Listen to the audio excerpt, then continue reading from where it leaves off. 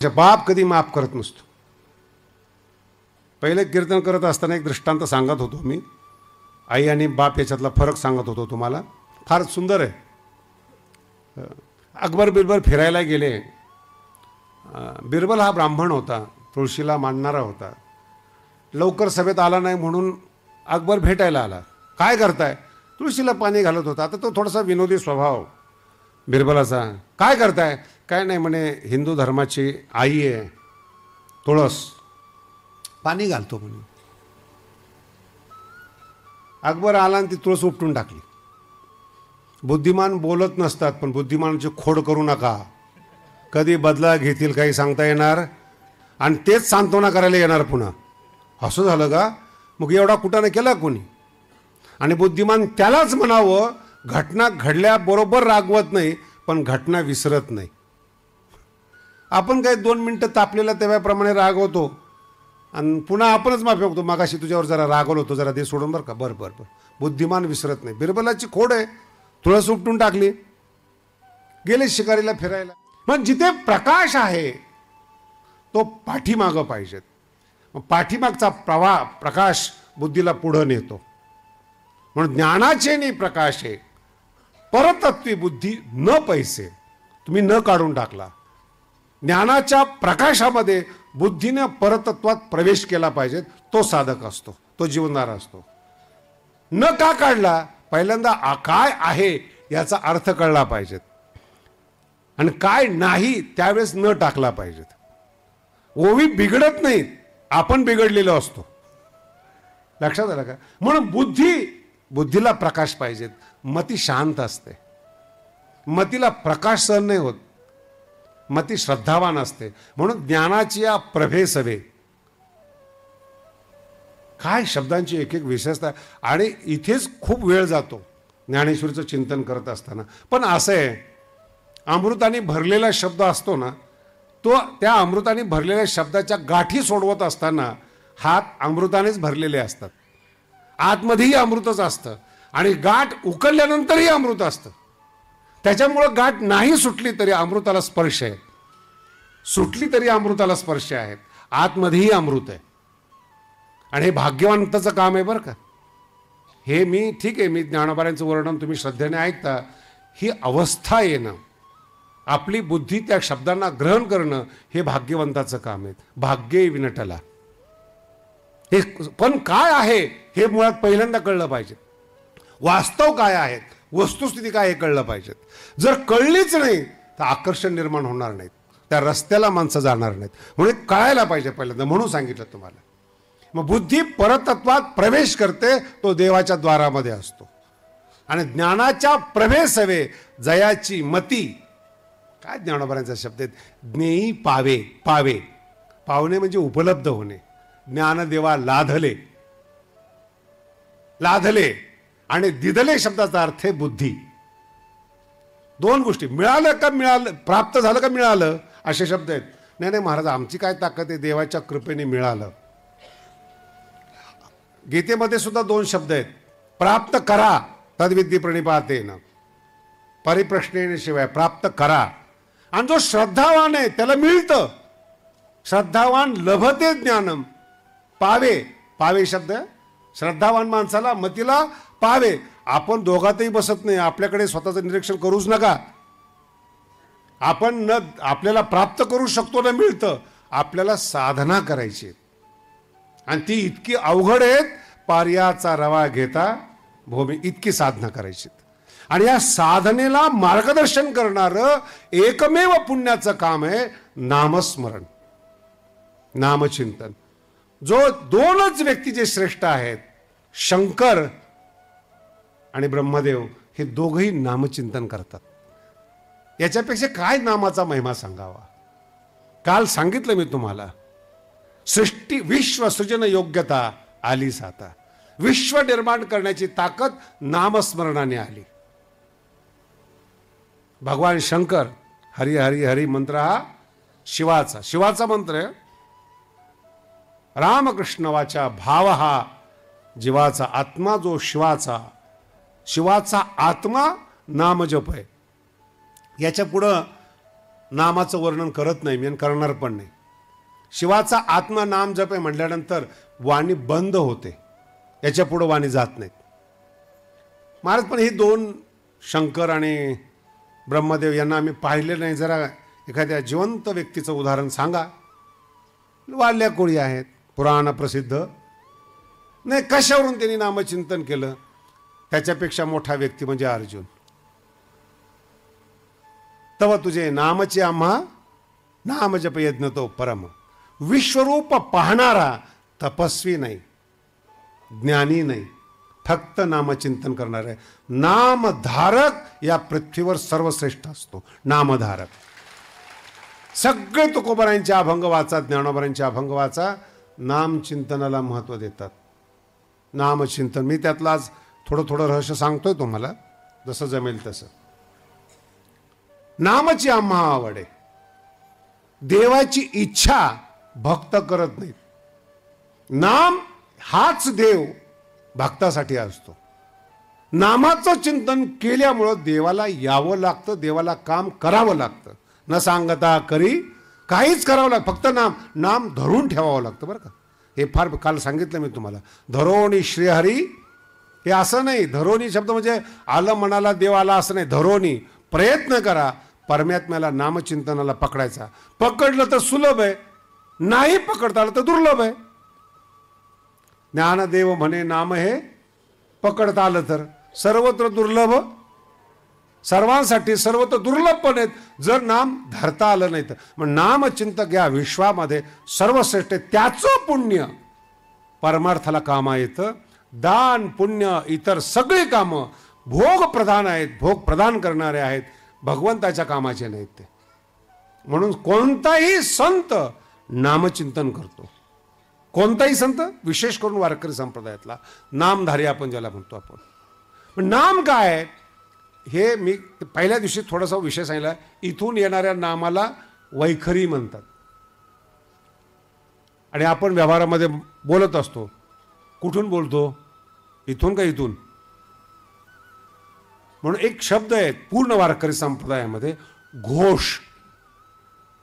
नाम घोष हा शब्द कधीही मरेपर्यंत विसरू नका. नाम चिंतन वेगळं, नाम स्मरण वेगळं, नाम घोष वेगळा. नामस्मरण हे बुद्धीचं चित्ताचं काम आहे. नामचिंतन बुद्धी करत असते. नाम घोष हृदय करत असतो, आत्मा करत असतो. घोष म्हणजे वाणी जिथून जन्माला येते त्या मूळ वाणीला परावाणी म्हणतात. तुमचं नामचिंतन परावाणीतून जेव्हा होतं तेव्हा ते नाम घोषामध्ये बदलतं. असं बदलत नाही ते. ओव्या ऐका, नाम घोष गौरवे धवळले विश्व. परावाणीतून केलेलं नामस्मरण तेच परमार्थाला कारणीभूत आहे. आणि परावाणीतून जेव्हा नामस्मरण होतं ना, तोंड बंद असतं. तोंडाने लोकाला ऐकू जाईल असं नामचिंतन करत नाही. आणि जर करत असेल तर ज्ञानोबांनी त्याला बकाची उपमा दिलेली.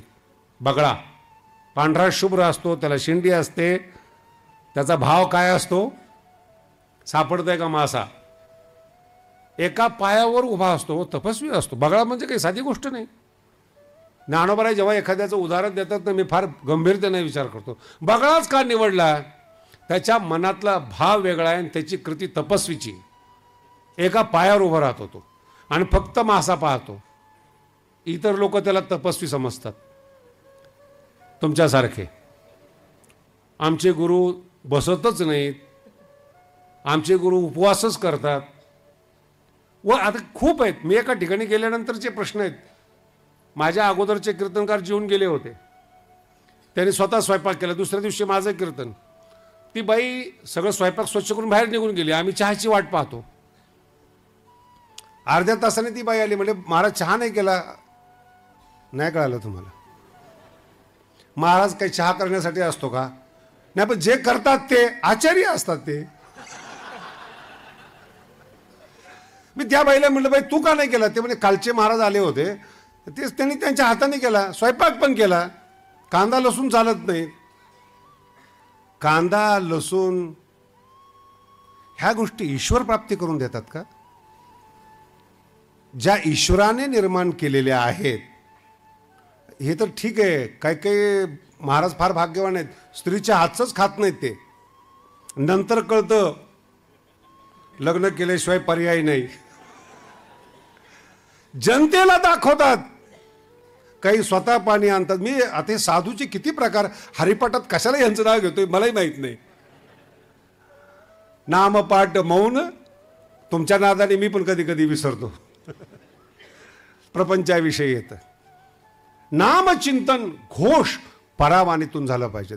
म्हणून तुकोबरायचे अभंग आणि ज्ञानोबरांचे अभंग गंभीरतेने, केवळ नामचिंतन नाही, हरिबुद्धी जपे शब्दाचा अर्थ आहे परावाणीतून जपणारा मोठा असतो, चतुर्भुज होतो. पाविजे उत्तम समाधी संजीवन असतात. ज्ञान चालत येतं त्याला, हे वैशिष्ट्य आहे त्याचं परावाणीतून. मग सदा नाम घोष करू हरी, केवळ हरिकथा नाही आहेत, सदा 1-2 दिवस एकादशी आली, दशमी आली, शिवरात्र आली नाही, सदा नाम घोष. आणि हा घोष अख्ख्या वारकरी संप्रदायाला माहित नाही. नाचून नाचून हरिपाठाला वेगळं वळण देऊन टाकलं लोकांनी. काही काही ठिकाणी मी बघितलं, हरिपाठाला जेवढे लोक असतात तेवढे कीर्तनाला नसतात. सगळी तरुण पिढी कुठे दिसेल तुम्हाला? नाही कळालं.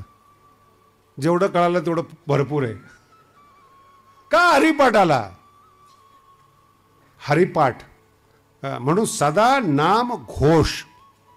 ज्ञानेश्वरीतला शब्द आहेत, ऐसे नाम घोष गौरवे धवळले विश्व. नाम घोष.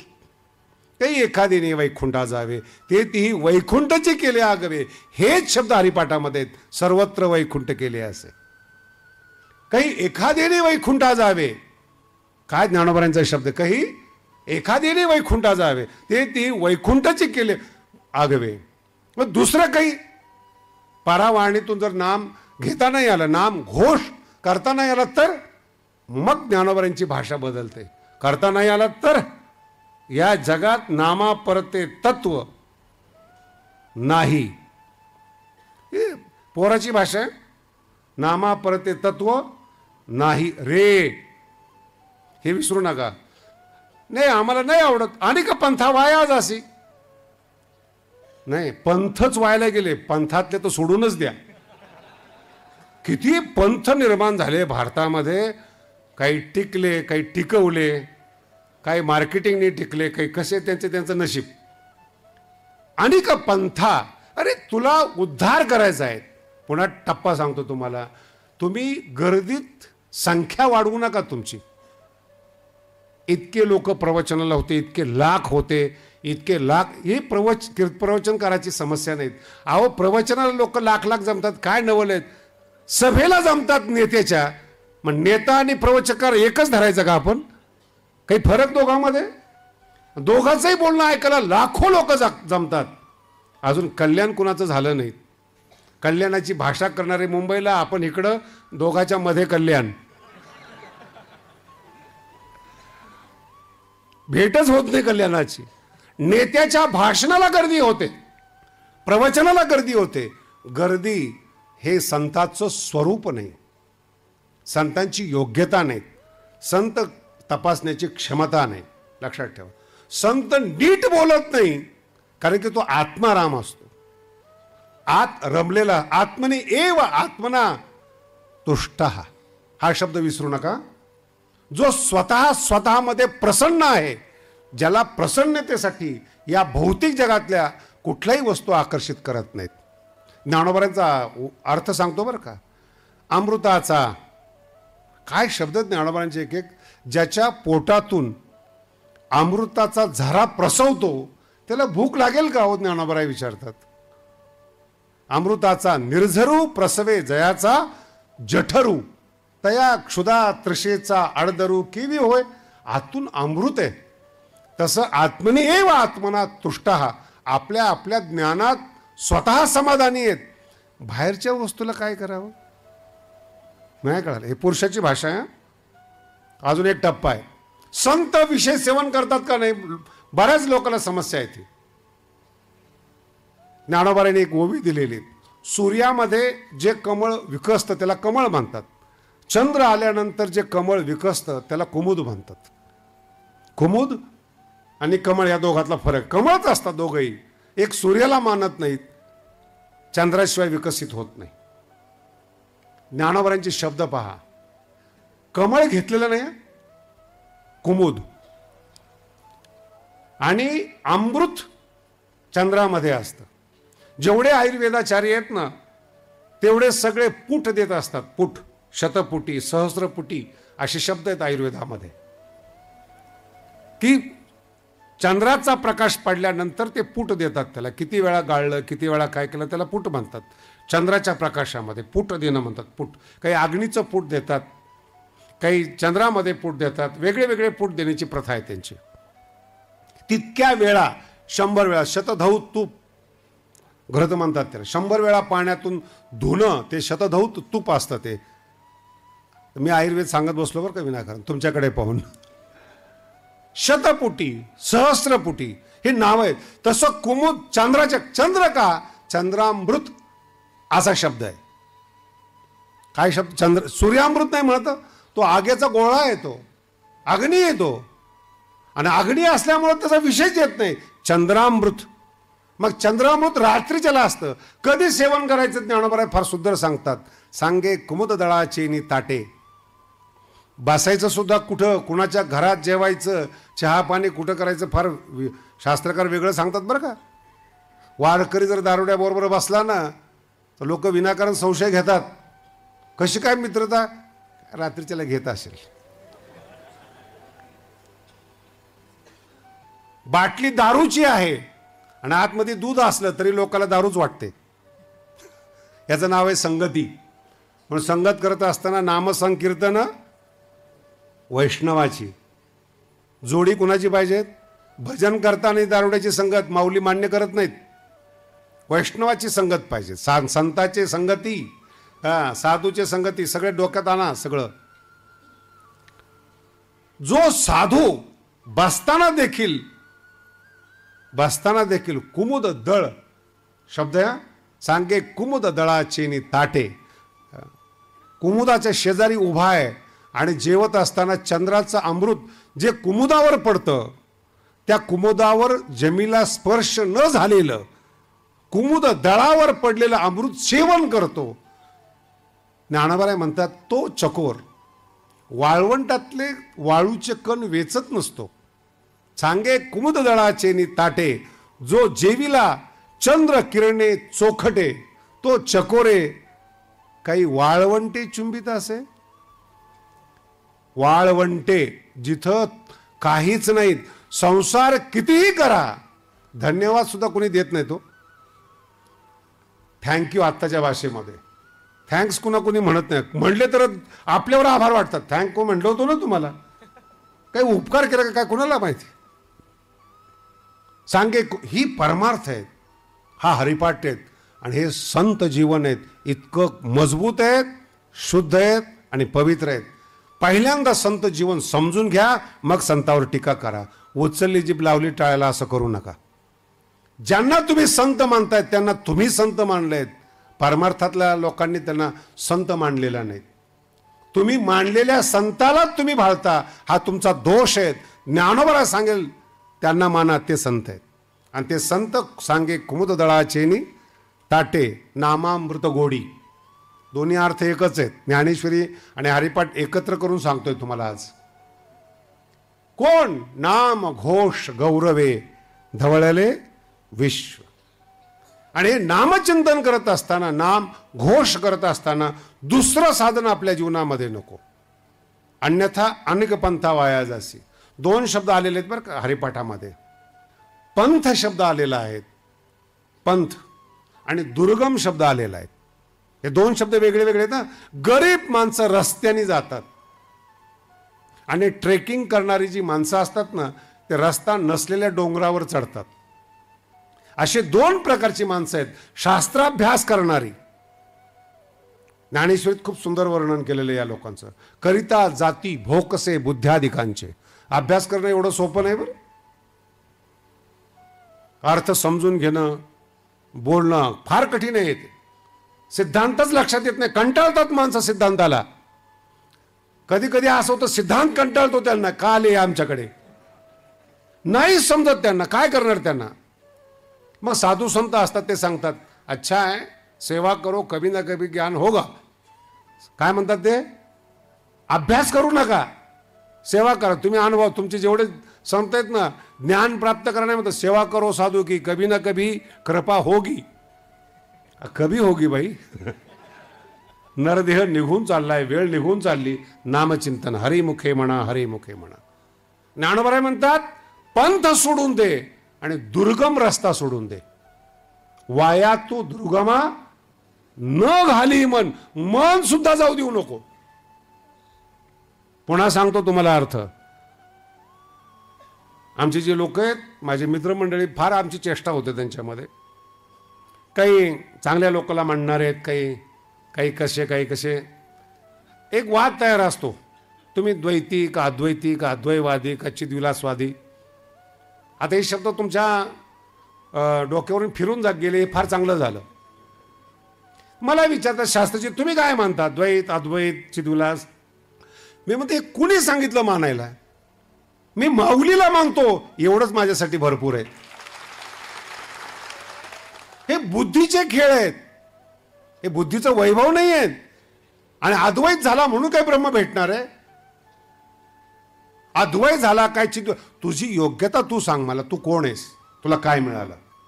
वाया तू दुर्गमा, किती दुर्गमा मन नको घालू. त्याचे 3 टप्पे सांगितलेले आहेत.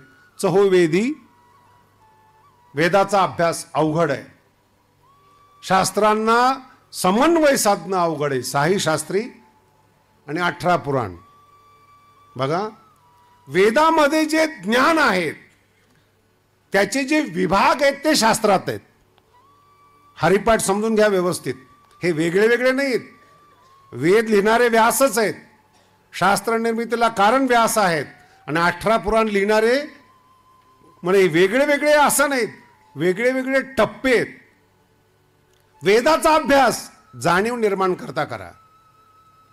तो यथार्थ आहे का नाही तर्काने सोडवण्यासाठी शास्त्र आहेत. आणि तुमच्या माहितीसाठी सांगतो, कधीही भारतीय तत्वज्ञानावर गर्व धारण करा. जगातले सगळे शास्त्र दर्शनशास्त्रातून जन्माला आलेले आहेत, आणि दर्शनशास्त्र भारतात जन्माला आलेले. मानसशास्त्र असू द्या, भारतीय शास्त्र आहेत. विचार जिथून सुरू करायला प्रारंभ होतो त्याला म्हणतात दर्शन. आणि दर्शन तयार झाल्यानंतर वेगळ्या वेगळ्या वेगळ्या टप्प्यांनी सुरुवात झाली. समन्वय फार वेगळा आहे. न्याय आणि वैशेषिक सत शब्दावर विचार करतं, सत. सांख्य आणि योग चित शब्दावर विचार करतं. आनंद शब्दावर 2 विचार करतात, मीमांसा. ब्रह्मसूत्र आणि पूर्वमीमांसा, हे तिन्ही मिळून सच्चित आनंद असं शास्त्रातून सिद्ध होतं. एकावर भार नको, एकावर इतका विचार नको की काहीतरी जीवनामध्ये मागे पुढे होईल. म्हणून सतचा अभ्यास करायचा असेल तर न्यायशास्त्र आहे, चितचा अभ्यास करायचा असेल तर सांख्यशास्त्र आहेत, आनंदाचा अभ्यास करायचा असेल तर वेदांत शास्त्र आहेत. हे 3 वेगळे वेगळे नाहीत, एकाच ब्रह्माचे अवयव आहेत, वेगळ्या वेगळ्या विषयावर वर्णन केलेलं आहे त्यांनी. म्हणून 6 शास्त्री तो परमात्मा कारण आहे. 6 शास्त्री तो परमात्मा कारण आहेत. आणि लोकांना कळत नाही शास्त्र, त्याच परमात्म्याचं कथा रूपाने, चमत्कार रूपाने 18 पुराणात तो हरी सांगितलेला आहे. पण तू काय कर, नवनीत ज्याप्रमाणे दह्यातून नवनीत जसं वर येतं, लहान असतं ना दही, मोठं असतं, विस्तार असतो दह्याचा, घुसळल्यानंतर नवनीत येतं. नवनीत दह्याचं सार आहे. तसं या शास्त्रांचं, वेदांचं, 18 पुराणाचं सार एक हरी आत्मा जीवशिव, ते सार घे. काय शब्द आहेत ते, सार घे. आणि जसं ताक सोडून देतात, वाया, व्यर्थ आणि कथा, एक कथा प्रत्येक पुराणात वेगळ्या वेगळ्या पद्धतीने येते. भागवतात वेगळी, विष्णू पुराणात वेगळी. आणि काही काही लोकांच्या मेंदूमध्ये एवढं फिट बसलेलं असतं की ते शंका घेऊन येतात, इथे असं आहे तिथे असं आहेत. तुळशीदास रामायणामध्ये वेगळ्या आहेत. आई बदललेली बरं का तुळशीदास रामायणामध्ये. भरत आणि शत्रुघ्न, कुठं कैकेयीला 2 मुलं आहेत, कुठं सुमित्रेला 2 मुलं आहेत, आणि सगळा भारत परेशान आहेत. आम्हाला काय काय विचारतात, वाया व्यर्थ कथा सांडी. का? त्यांना काय सुचवायचं तेवढं घे. मंथुनी नवनीता तैसे घे अनंता. वाया व्यर्थ कथा, वाया तो दुर्गमा, कठीणमध्ये प्रवेश करू नाही. प्रवेश केला तर लिंक खूप सुंदर आहे बरं का हरिपाठाची. कठीण कठीण कोण आहे जगामध्ये? योग कठीण आहे. योग, याग शब्दाचा अर्थ यज्ञ आणि विधी, नीती. योग, याग, विधी ज्ञानोबरांचे शब्द आहेत, याच्यावर विश्वास ठेवा. येणे नोहे सिद्धी. म्हणून हरिपाठामध्ये रिद्धी शब्दाचा अर्थ सांगितला होता मी, पण सिद्धी सांगितला नाही. का? सिद्धी शब्दाचा अर्थ आहे वांछित वस्तू प्राप्त होणं, याला सिद्धी म्हणतात. रिद्धी म्हणजे वाढणे, रोज संपत्ती वाढणे. रिद्धी प्रत्येक जणाकडे आहे ती. कष्ट करा, रोज पैसे वाढतात, रिद्धी येते. छोट्या प्रमाणात असेल, व्यापाराची मोठ्या प्रमाणात असेल, कंपनीवालीची मोठ्या प्रमाणात, पण वाढतात ना. गरिबीतून जन्माला आला, फ्लॅट घेतला, बांधकाम केलं, रिद्धीच आहे. सिद्धी आहे का नाही माहीत नाही, इच्छा केलेली मिळत नाही. पण मिळणं म्हणजे सिद्धी, त्याच्यासाठी पुण्य लागतं. येणे नो हे सिद्धी. वायाची उपाधी दांभिक धर्म आहेत ते. हे उपाधी पण आहे. बरं, किती शरीराच्या घड्या घातल्या म्हणजे शरीर अजरामर होणार आहे? बोला ना. एक श्लोक इतका सुंदर आहे, 3 लोकांचं वर्णन केलं त्या श्लोकामध्ये, मला फार आवडतो तो. 3 लोक आहेत. पहिले राजे लोक आहेत, दुसरे तपस्वी आहेत, आणि तिसऱ्या पतिव्रता आहेत. आणि सगळ्यांच्या पुढे प्रश्न लावलेले आहेत. कुठे गेले हे? वशिष्ठ, विश्वामित्र हे प्रतिसृष्टी निर्माण करणारे वैज्ञानिक ऋषी आहेत, आज कुठे आहेत? भीष्मादिकासारखे ब्रह्मचर्य राजकारण करणारे आज कुठे आहेत? सत्यक्वैव मदालसा द्रुपदजा सीता नसूयादिका. सीता अनुसया कुठे आहेत? आणि खाली उत्तर दिलेत, सर्वे काल करालचनका व्यापार सारंगता. एखादा माणूस फुटाणे खातो ना, फुटाणे म्हणजे माणसाच्या आकाराच्या मानाने फुटाण्याची साईज किती आहे, तसं काळाने या तिघांना फुटाण्याप्रमाणे खाऊन टाकलंय. उत्तर आहे त्याचं, सर्वे काल करालचनका व्यापार सारंगता. खूप कठीण आहे. म्हणून येणे नोहे सिद्धी. पण या काळामध्ये ज्ञानोबरायांचे शब्द अजरामर आहे, त्यांना संतांना मोजू नका त्याच्यात. पुन्हा म्हणतात संत कुठे? इथे येत ना संत. ज्ञानेश्वरी म्हणजे कोण आहे? आणि 3 दिवस आपण काय चिंतन केलं? भाव. भाव म्हणजे अस्तित्व. ज्ञानेश्वरीच्या रूपानं त्यांचं अस्तित्व आहे. याला चिरंजीव कल्प वैकुंठी नांदे म्हणतात. ज्ञानेश्वरी चिरंजीव आहे का नाही? तुम्ही वाचा नाही तर नाही वाचा हो, तुमचा भाग वेगळा आहे. हरिपाठ 725 वर्ष. बरं, एवढंच आयुष्य आहे का हरिपाठाचं? आपण जिवंत आहे म्हणून 725 म्हणतो, अजून 700 वर्षाची म्हणतील 1400 वर्ष झाले. हरिपाठाचं वय कमी होत नाही, हे अस्तित्व आहे ज्ञानोबरायांचं. म्हणून प्रत्येक अभंग सांगितला आम्ही, ज्ञानोबरायांचा शब्द अस्तित्व आहे. ज्ञानोबरायांचं ते शब्दामधून जिवंत आहेत. म्हणून शब्दाबरोबर जात असताना माऊलीजवळ जातो असा भाव आपल्या अंतःकरणामध्ये पाहिजे. तो त्या दिवशी. आणि शब्द टोचणारच. हरिपाठ जरा जास्त टोचतो. वाया तो ती किती बोलता तो. ज्ञानदेवी यज्ञ याग क्रिया नेम, हरिविन नेम नाही. सगळ्याचं खंडन आहे. फक्त नाम घोष हाच परमार्थाचा पाया आहेत. बाकी सगळं योग याग क्रिया धर्म अधर्म माया गेले ते गेले, भूतकाळया विलया. फक्त जर या जगामध्ये असेल तर नामचिंतन आहेत त्याच्यात. मला जरा वाईट वाटतो एवढ्या सगळ्याचं खंडन केलं. आता ती भाषाच तशी हरिपाठाची, त्याला काय करायचं तुम्ही? हरिपाठ गोड बोलत नाही, फक्त मारलेलं कळत नाही. संवेदनशील अंतःकरण पाहिजेत. हरिपाठाची भाषा पहिल्या दिवशी आणि आजही सांगतो तुम्हाला कोणती भाषा आहे ती? पितृभाषा. बाप कधी माफ करत नसतो. पहिले कीर्तन करत असताना एक दृष्टांत सांगत होतो मी. आई आणि बाप याच्यातला फरक सांगत होतो तुम्हाला. फार सुंदर आहे. अकबर बिरबर फिरायला गेले बिरबल हा ब्राह्मण होता, तुळशीला मानणारा होता. लवकर सभेत आला नाही म्हणून अकबर भेटायला आला. काय करताय? तुळशीला पाणी घालत होता. आता तो थोडासा विनोदी स्वभाव बिरबलाचा. काय करताय? काय नाही म्हणे, हिंदू धर्माची आई आहे तुळस, पाणी घालतो म्हणे. अकबर आला आणि ती तुळस उपटून टाकली. बुद्धिमान बोलत नसतात, पण बुद्धिमानाची खोड करू नका.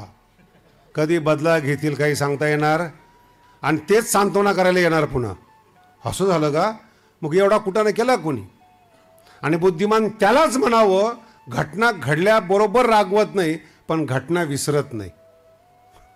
आपण काही 2 मिनटं तापलेल्या तेव्हाप्रमाणे रागवतो आणि पुन्हा आपणच माफी मागतो, मगाशी तुझ्यावर जरा रागवलो होतो, जरा दे सोडून बरं का. बरं बरं बरं. बुद्धिमान विसरत नाही. बिरबलाची खोड आहे, तुळस उपटून टाकली. गेले शिकारीला फिरायला. आग्याचं झाड होतं, आग्या माहिती आहे तुम्हाला? त्या झाडाचे पानं जर लागले ना तर आग होते, बोंबलतो माणूस आग्याच्या झाडाला. बिरबलने लोटांगण घातलं. अकबरने विचारलं काय? म्हणे आमच्या हिंदू धर्माचा बाप आहे. ते त्याला वाटलं सकाळी आई उपटली, आता बाप आहे. बाया वगैरे मागे सरल्या. अकबरने हात घालायला गेला, तो ते पानं लागले, जे बोंबलायला सुरुवात झाली अकबराची. त्याने बिरबल काय तुम्ही आईने माफ केलं म्हणून काय बाप माफ करणार आहे का? ते मातृहृदय होतं. आणि दुर्भाग्य पहा, आग्याची जर आग होत असेल ना तर तुळशीच्या पाल्याचा रस लावावा लागतो. मग आता ते म्हणे बापाने मारल्यानंतर पोरगं आईकडे जातं. सकाळी जी उपटलेली तुळस आहे तिच्याकडेच. सर्व मार्ग सुगम. पुन्हा त्या तुळशीचे पानं काढलेली रस लावला, शांत झालं. पितृ बोलतो, त्याचा राग दिसतो, त्याचं प्रेम आणि हित दिसत नाही. आई मुलाचं हित नाही पाहत, मुलाचं मन पाहते, तो प्रसन्न पाहिजे. बाप मुलाचं हित पाहतो. भविष्यात हा मुलगा कर्तृत्ववान झाला पाहिजे, मोठा झाला पाहिजे, स्वतःच्या पायावर उभा राहिला पाहिजेत, यांनी नाव काढलं पाहिजेत. जगात सगळ्या अंगाने माझा मुलगा परिपूर्ण व्हावा, हे बापाच्या अंतःकरणातलं हित आहे. तो बोलत नाही म्हणून तो रागवतो. कळालं का तुम्हाला? बोलत नाही तो. आई मन धरते, त्याच्या पोटी तुम्ही जन्माला आलात, तिला वाटतं आज नाही उद्या, आज नाही उद्या. बाप म्हणतो नाही आत्ताच झालं पाहिजे, याच टायमाला तो सुधारला पाहिजे, मग भविष्यात त्याला त्रास होणार नाही. तसं हरिपाठाची छोटी भाषा आहेत पण कठीण भाषा आहेत. दैव हत, उपजोनी करंटा, ह्या शिव्या आहेत. हरिवीन जन्म आणि क्लिअर बोलणे आहेत. असं कुठल्याही बोलण्यामध्ये हरिपाठ आहे ना, शंका घेतच नाही कोणी हरिपाठावर. सिद्धी बुद्धी निधी अवघीच उपाधी जव त्या परमानंद. तुम्ही काही करा, बोलणारच ते. काही करा, आणि जेवढे प्रश्न आठवतील ना तेवढेच उत्तर छोट्या हरिपाठामध्ये सगळे आलेले. कोणताही प्रश्न विचारा. भारतीय दर्शन गंभीर आहे, दिसायला दिसतं तसं, पण सगळ्या प्रश्नाचं उत्तर देणार आहे. म्हणून ज्याच्या जीवनामध्ये नाम घोष आहे, पुन्हा सांगतो, नाम घोष आहे, तो देवाच्या दारामध्ये उभा राहतो, त्याला मिळतं किंवा प्रकाश मदत करतो. तो बुद्धिमान असेल तर ज्ञानाचेनी प्रकाश आहे. परतत्वी बुद्धी पैसे, आता इथे न काढलेलं आहे. परतत्वात बुद्धी जाते. जात नसेल, ज्ञानोबराय म्हणतात ते स्फूर्तीचे होऊनी असे, अंध होऊनी असे. स्फूर्ती बुद्धी अंध होऊनी असे. आणि ज्ञानोबरांचे शब्द इतके गोड आहेत. तुम्ही जन्माला आलेला आहात, तुम्हाला आनंद मिळावा, तुम्ही व्यापक व्हावेत, तुमची प्रतिभा विशाल व्हावी, हे ज्ञानोबराय आपल्याला शिकवतात.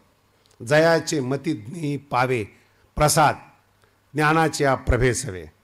आणि जर हे दोन घडत नसेल ना, तिथंच एक ओवी आहे. ज्ञान जे तुले वस्तू दावी, ते तुले वस्तू आघवी, ते देखे ऐसी व्हावी बुद्धी चोख. नसेल कळत तर इथून गेल्यानंतर पुन्हा या 15व्या बरोबर झोंबा. प्रत्येक शब्दाला आपलंसं करा, प्रत्येक शब्दाला विचारा तुझा अर्थ काय. ज्ञेय, जेवढं ज्ञेय व्यापक आहेत तेवढी त्याची बुद्धी व्यापक झाली पाहिजे. जेवढं परब्रह्म व्यापक आहेत तेवढी बुद्धी व्यापक झाली पाहिजे. त्यालाच तुका आकाशा एवढा म्हणतात. यालाच मोठं म्हणतात, यालाच श्रेष्ठ म्हणतात.